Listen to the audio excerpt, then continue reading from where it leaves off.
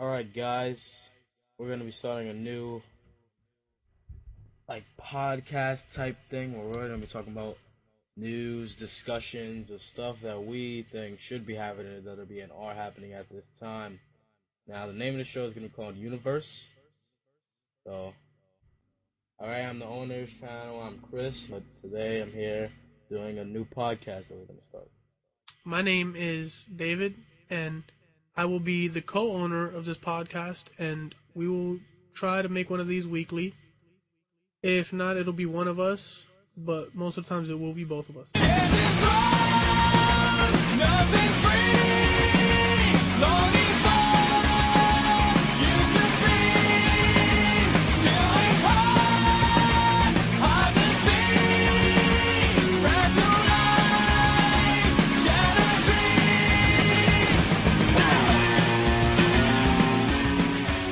We're gonna talk about a few topics today.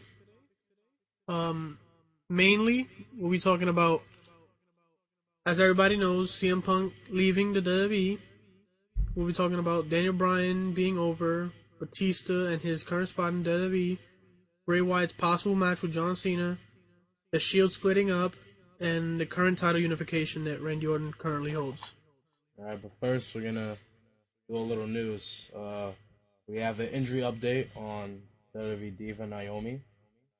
Reports come out that she will not need any surgery, but she will be out for another 4 to 6 weeks, and this is coming off her huge push, so it's going to be really devastating to the Divas division, because now they're going to have to build up another Diva to go and face AJ, because AJ has not defended the title in I don't know, God knows how long. So that's kind of important news. Yeah, and Naomi is probably one of the better divas in the current Divas division, so it is quite a devastating blow because AJ really would have nobody to face right now. So hopefully we can have a speedy recovery and come in and win the title. Alright, yeah. Now we're gonna start with the topic that everybody always knows about. My main man, CM Punk, quitting. And will he return according to us? Was he justified, and what led to it? Let's start with what led to it. Let's go kind of in order. Pretty much what led to it. He didn't want to face Triple H. Yeah, reports came in saying that Triple H and CM Punk was like a lock for this year's WrestleMania. And other reports claim that CM Punk was not having it and he wasn't happy with that. That's one of the little reasons that led to him leaving. Great reasons, and the fact that he felt he was just getting disrespected for the company, lowered to facing Kane and stuff like that. So that pretty much led to it. He went out, he walked up to Vince, and he just said that I'm leaving, going home, and that's pretty much it. How it happened. He had a plane take him from that WWE event, and he just was never to be found again. Will he return?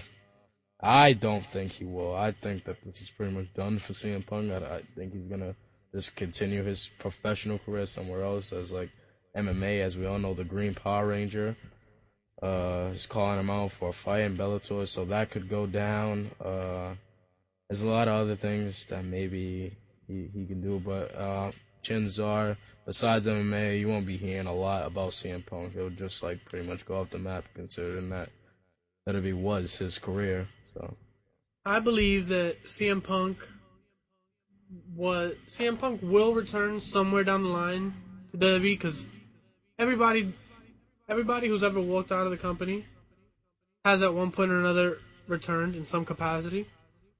But if he doesn't, as Chris here mentioned, I'm not sure if he's considering doing this MMA thing, but there's a lot of rumors going around that there are MMA fighters calling him out. Yeah, 2 MMA fighters tweeted about fighting him. I don't believe CM Punk would even attempt to go into MMA, but anything's possible. I do believe that at one point or another he will return to the WWE, whether it be tomorrow, the next day, next week, next year. I don't know, but I do believe he will return. and maybe him walking out will open a lot of people's eyes. All right, now we're gonna talk about Daniel Bryan, how he's getting over, and yeah. So as you all know, Daniel Bryan is the best thing that WWE has going right now, and this is kind of I don't agree with that. coming up. Uh, this is a make it or break it moment. WWE. Before we move on, you believe that Daniel Bryan is the best thing going in WWE right now? Yes, But why? because he's so over.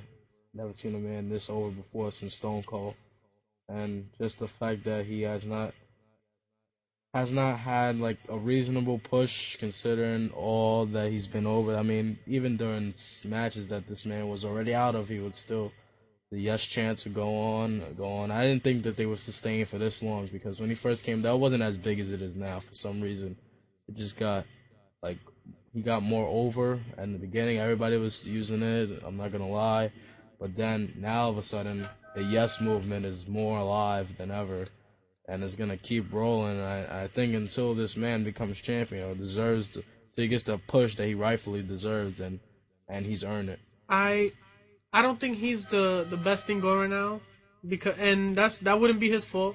That would be the fault of creative or whoever is the reason Daniel Bryan is not champion right now. It's their fault. It's not Bryan's fault because Bryan is an amazing wrestler. He's above average on the mic. He is, as you said, over, but I don't know. There's so many things going on in WWE right now that are a little more interesting, in my opinion. Like the Shield and the Wyatts, for example. That's pretty interesting to me. But Bryan not really doing anything right now is really a low blow to not only Bryan but the fans who pour money into the company and chant for Bryan and buy his merchandise. But him alone being the best thing WWE has going right now, I don't agree with. But hopefully by WrestleMania, he'll be in that WWE title picture. Yeah, it's kind of a last chance that they can put Bryan over. They could let him win the title at Elimination Chamber, therefore making that triple threat match. So, triple threat match between Bryan, Orton, and Batista. This is the only way I see the last chance for him to really get a good main event match in that could put him over the top. So, and just Bryan being in that ring makes everybody better because just saying Orton and Batista, it won't be that, to me, in my opinion, it won't be that good of a match because Well, Batista's already a poor wrestler, in my wait. opinion. Let's not get ahead of ourselves. About the yes chance, I heard you mention.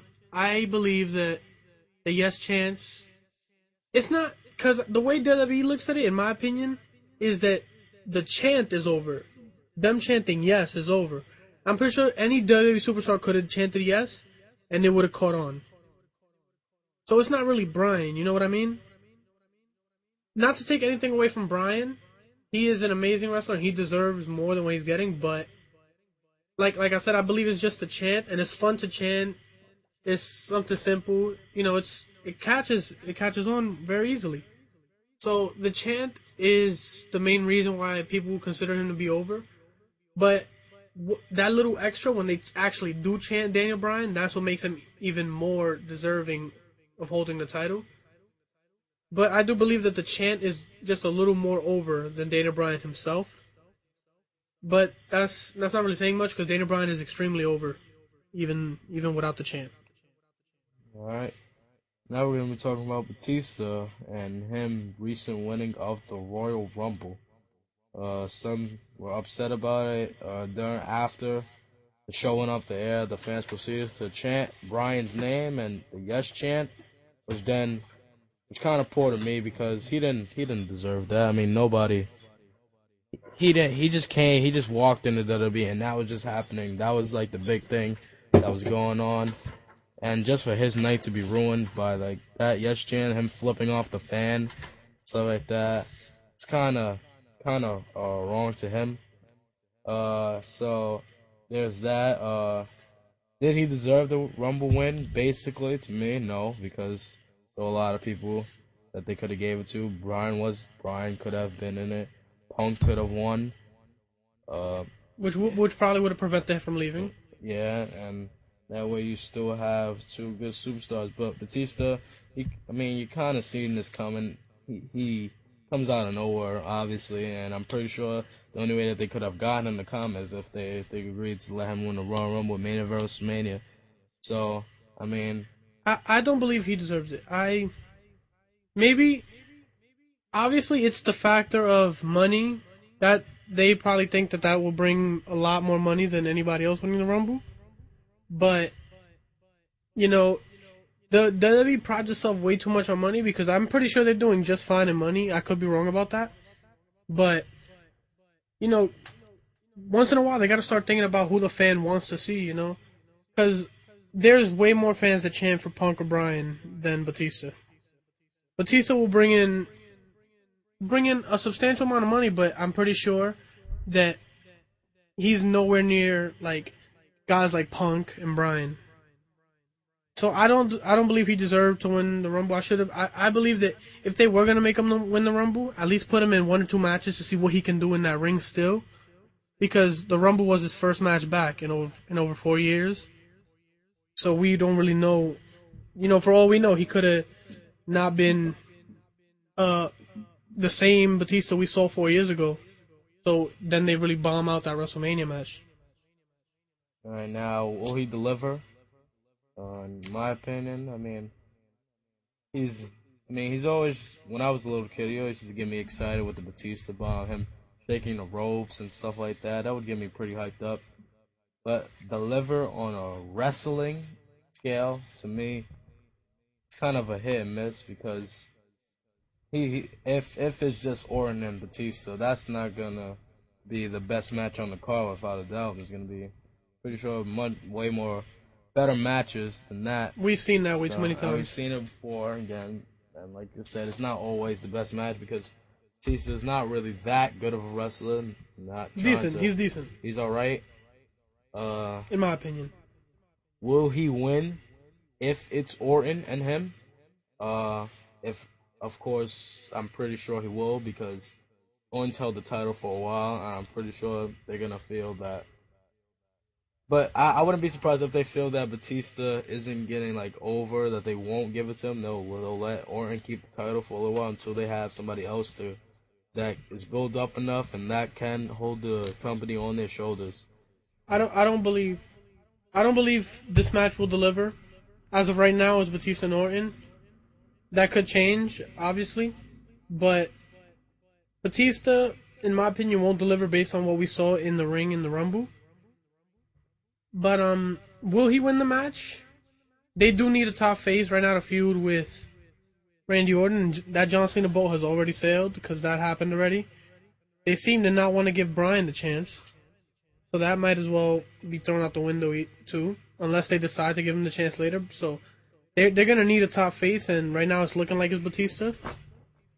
But at the same time, Brock Lesnar threw his name into the mix for the WWE title, so Batista could win. In my opinion, he probably will. Because the main reason Batista came back was because he always said he's wanted to be the one to hold the unified titles, as in the world title and the WWE title. So they probably will give it to him, you know. But like Chris said, I won't be surprised if Randy Orton walks out with the title. For the weekly question for this week's podcast. And that question is, was CM Punk justified in leaving the WWE the way he did? You can leave your responses down below in the comment section, and we'll pick the top comment, and we will debate about that comment and see if we agree with you or not. You can also throw out a video response or PM us on the YouTube thing. I don't know if they still have that. I don't really mess with YouTube that much anymore, but just get your answer across to us in any way, shape, or form. And maybe if we like the question enough, we could get in contact with you and maybe have a little talk segment with you. That'd be really cool too. So there's always that.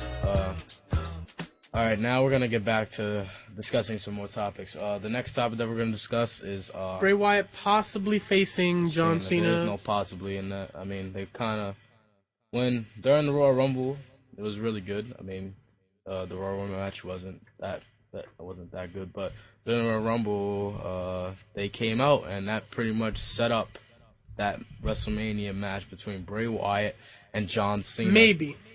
9 times out of 10. No, maybe, because recently Bray Wyatt has not been targeting Cena at all. Maybe they could be swerving us and make us think they're facing John Cena, and they could pull out something else. Since CM Punk left, they weren't really counting on that. So for all we know, it could play out anyway. So it's a possibility of Bray Wyatt possibly facing John Cena at WrestleMania. Anyway, now, will it be a good match? I think it would be. It'll be. I believe Cena it'll be. has been showing as of lately that he can wrestle and he can hang in the big league. So I mean, it'll be a pretty good match. Bray Wyatt delivered a great match with Bryan. Bray Wyatt is an incredible talent, and Cena, as always, delivers when it comes down to it. I believe it'll be above average. That'll be a good match. Who would win? That's kind of hard. The normal person would say Cena would automatically win. Then again, the normal IWC person would say that Bray Wyatt wins. Because, well, if you don't know, Bray Wyatt and the Wyatt family in general is like Triple H's baby. He's making them into what he wants them to be. This is his prize project. So after the Sin Cara project failed, I would not be surprised if Bray Wyatt were to win this match, because they're gonna get him even more over. If Cena lets him go over him, then that justifies him as an elite superstar. Now, obviously, I don't expect Bray Wyatt to defeat Cena cleanly, but if Bray Wyatt does, for me, this match could go either way. Cena could win or Wyatt could win, because now Wyatt losing won't be what everyone thinks it'll be. It could be good for him, because just being in that ring with John Cena at WrestleMania already puts him up to a level that most superstars aren't at yet. Now, winning is a completely different thing. If they really want to pull the trigger on this Bray Wyatt storyline, they have him win. But losing at the same time could up John Cena, even though, in my opinion, he doesn't have to be upped anymore. But it does tell the traditional wrestling story of the good guy always winning at the end. But Bray Wyatt will be, if this match does happen, Bray Wyatt is already being looked at as a force in WWE. So in my opinion, if you were to ask me who wins, based on just what WWE has done in the past, I say Bray Wyatt wins. Uncleanly, of course. There's always that. And if they do win, I don't want to see them drop the ball. They have to be fully committed to this. If he wins, then I'm expecting bigger things. And I'm expecting world title shots. I'm expecting great matches, ending off pay-per-views. That's what I'm expecting. They can't just make him win and then boom, right back down to jobber. They can't do that, because I don't think he was a jobber ever. If when he was Husky, I was definitely a jobber. But that's not the same character. It's the same man. Oh. Anyway. But yeah, they have to be fully committed to making him the biggest star that WWE has seen in a long time, at least. Maybe going really all out with it, to me. I mean, you can't just make him win and then he stays at the same level that he's at, because once you beat Cena on the grand stage of them all, you don't stop. You have to keep this character going. This is very risky, because Bray Wyatt winning could also be premature, because, as I said, with the title unification, there's very little possibility of who can become champion. Now, Brock Lesnar's name's already in that mix. Batista, Randy Orton, Daniel Bryan possibly being in the mix. Now, Wyatt was in the mix. Yeah, Wyatt would be an interesting name to add into that mix, seeing as how he's healed. So is Orton, so is Brock Lesnar. Now, with Batista already getting a shot at WrestleMania, after WrestleMania, that leaves Randy Orton and Brock Lesnar, which are two heels. Now, Brock Lesnar could work as either or. Same thing for Randy Orton if they decide to do a Randy Lesnar match. Now, Wyatt would be an interesting name to throw in there, because I don't really see him facing either one of those men for the title. So that could very well backfire, and they're gonna have to keep him. They're gonna have to try and keep him level with what they already have him. If he does beat Cena, because if they wait too long, he's gonna start to fizz out.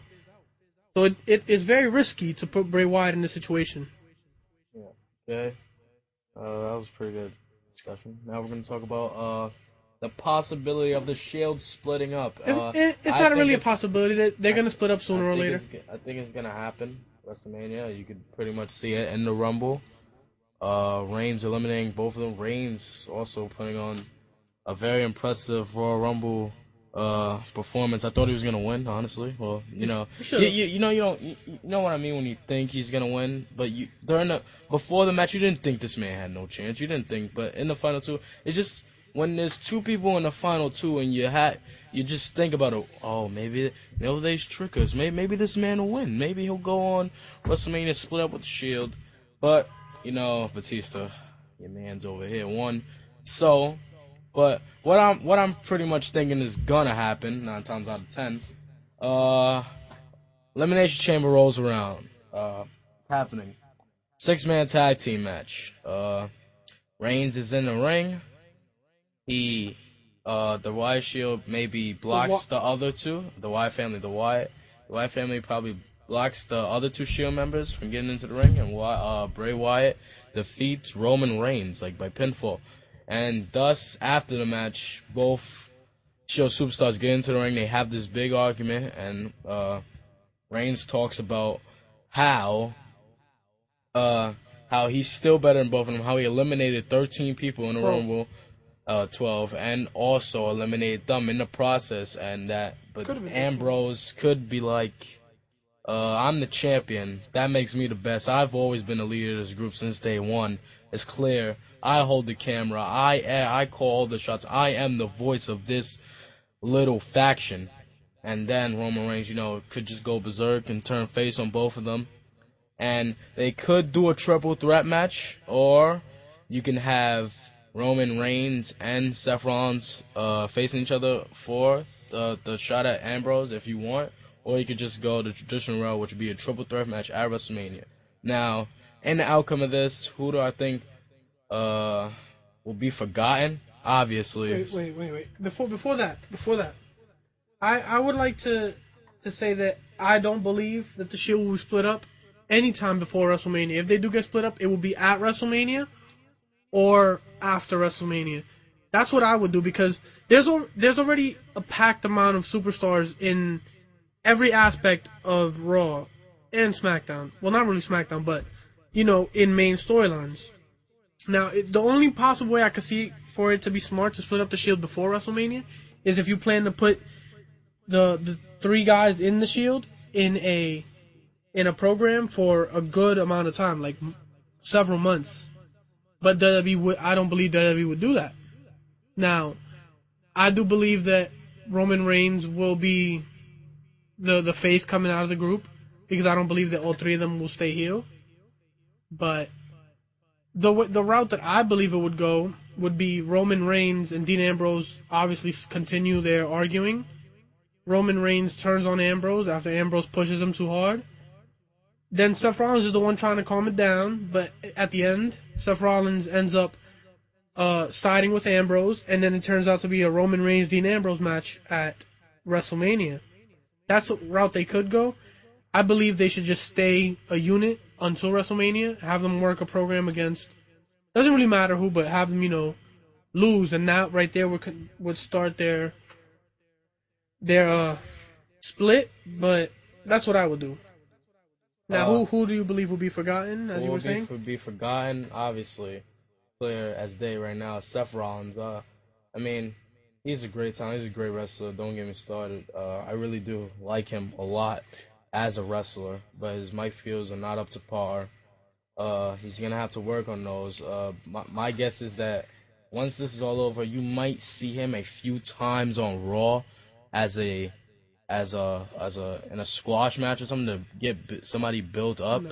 You might see that, or he could just be there just once in a while. But I think he'll be gone, and Roman Reigns will not necessarily go automatic main event, but he'll be at a good, solid mid-carder division contender for the championship every single time. Ambrose the same. Ambrose, I believe, will go farther than all three of them in the long run, because he has the mic skills. He has the look, well, not the look of a champion, but The he has ability. the ability. He puts on great promos on the mic. He can do pretty much anything you A ask top him star to could do. do. So, I mean, but in the long run, who will be forgotten to me? Seth Rollins, and without a doubt. I believe that. I also agree with Chris here when he says Seth Rollins will be forgotten. I don't believe he'll be completely forgotten. He'll probably stay a good mid carder for a while. Heel or face doesn't really matter to me. He's an amazing talent, but I believe that the other two are just have stronger factors about them. Roman Reigns, I believe, is a more entertaining wrestler, while Dean Ambrose is way more eccentric and incredible on the mic. Now, I believe that between Roman Reigns and Dean Ambrose, who would go the farthest?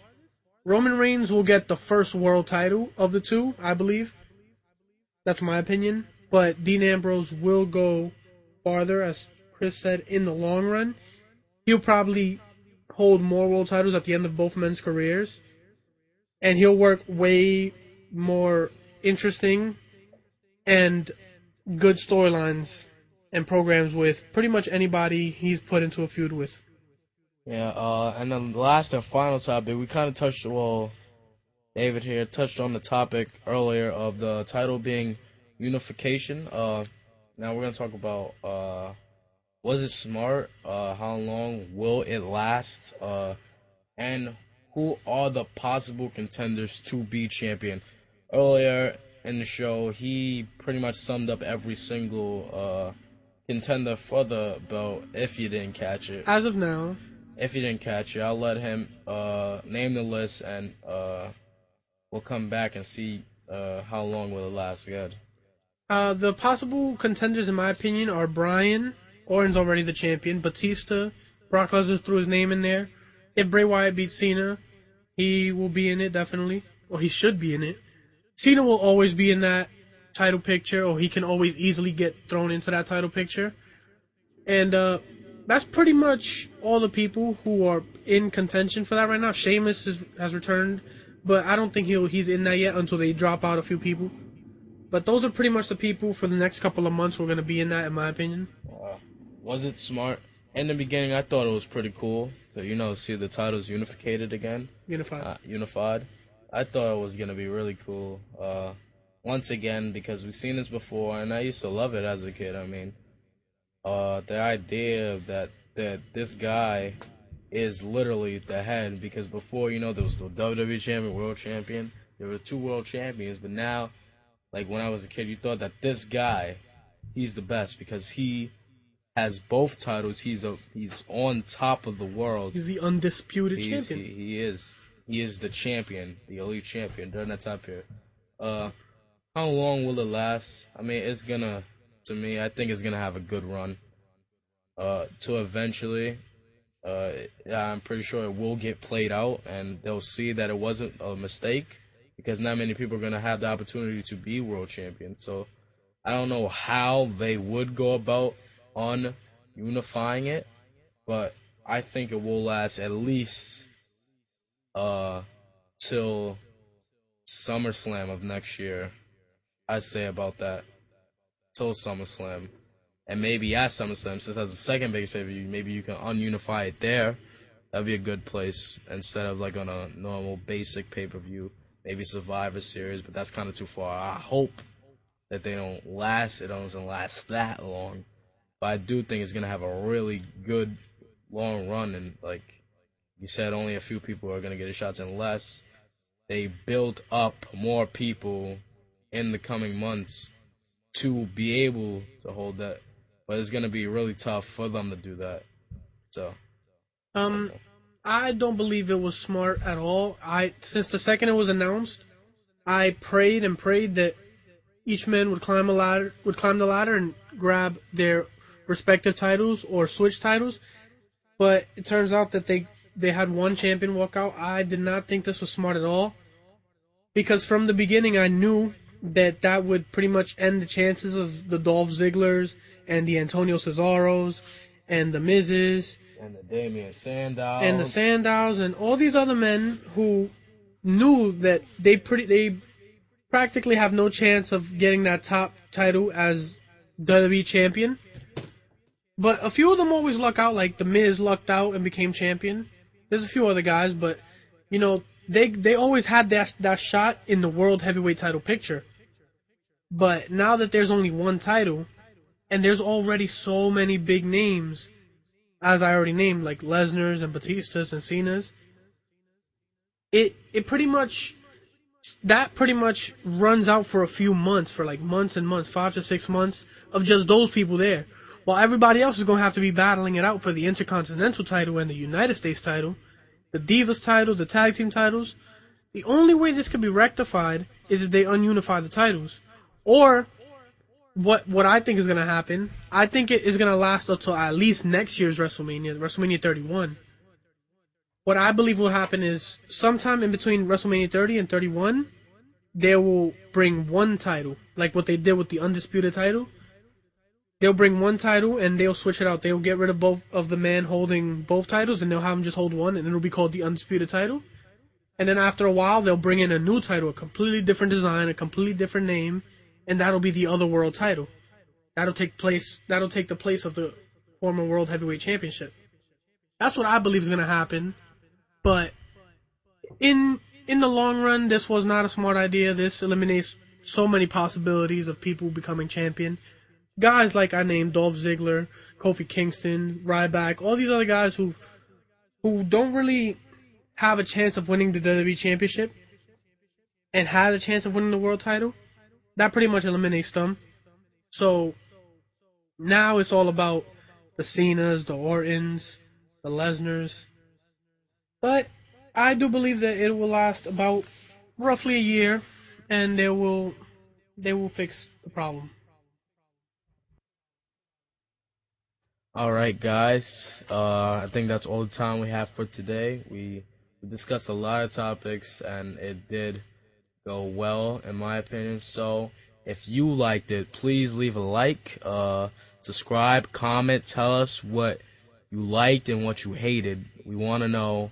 It doesn't matter if you don't have the same opinion as us. That's just good in the world. We all have different opinions, and you could just share that opinion with us. Don't forget to go back in the video, answer the daily question. We'll leave it in the comment section. We'll leave it in the description, just in case you missed it. And the comments. And we'll also... We'll write it in the sky.